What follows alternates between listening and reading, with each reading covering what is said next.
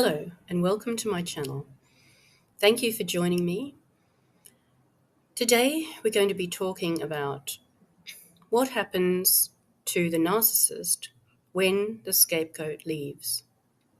In a toxic or dysfunctional family system, the scapegoat is a person, quite often a child, who is selected to bear the burdens and the blame for all the family's problems, everything that goes wrong in the family.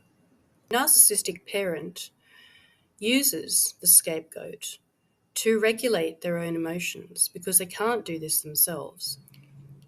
So if they feel shame within themselves, for example, instead of addressing this and working on it, they instead will project that shame onto the scapegoat.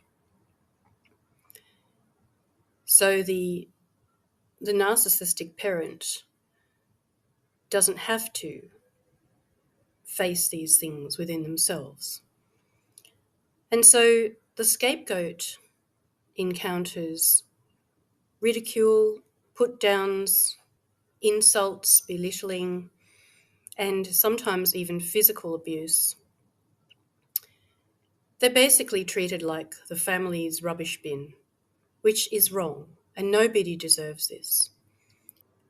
If you have finally found the courage within yourself to leave, then what will often happen in the family is that the narcissist will begin a smear campaign against you, saying things like they'll be back because they're a loser and they can't make it in the real world. But if you don't return, then the narcissist may try and guilt you into returning because they need a scapegoat in the family. So they might say things like, I am sick and I need your help.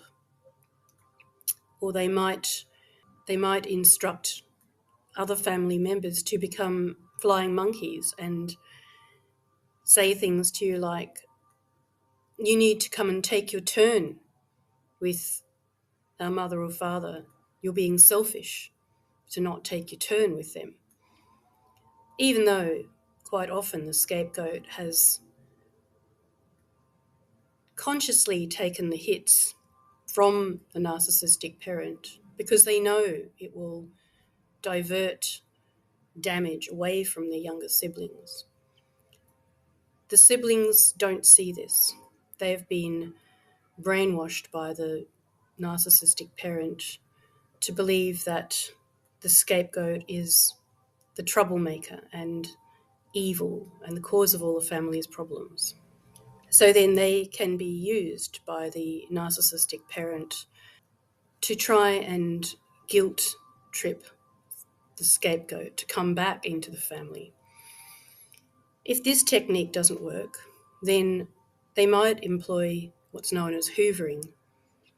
So they might contact you and be really, really nice to you and say, oh, if you need to, you can come back and stay here rent-free and that will help you financially. But that won't last. As soon as you return, the scapegoating abuse will start again. So highly recommend that you don't return, at least not until you have developed enough strength and have a good idea of what's really going on in the family.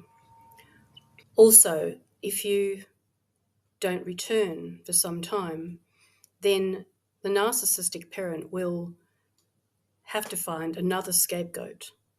And so they may turn to one of your siblings. If this happens, then don't feel guilt-tripped into going back to protect your siblings. You can offer them help away from the family home,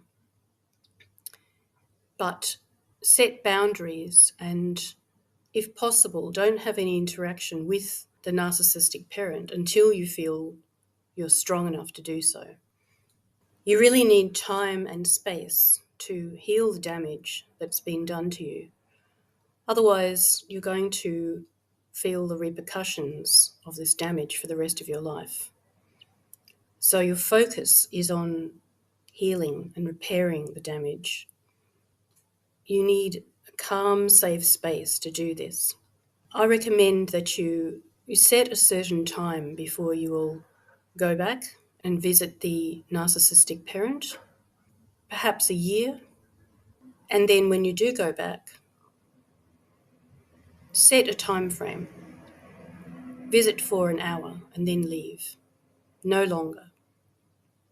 Because it's almost impossible to heal the damage that's been done if you're receiving further damage from the same people.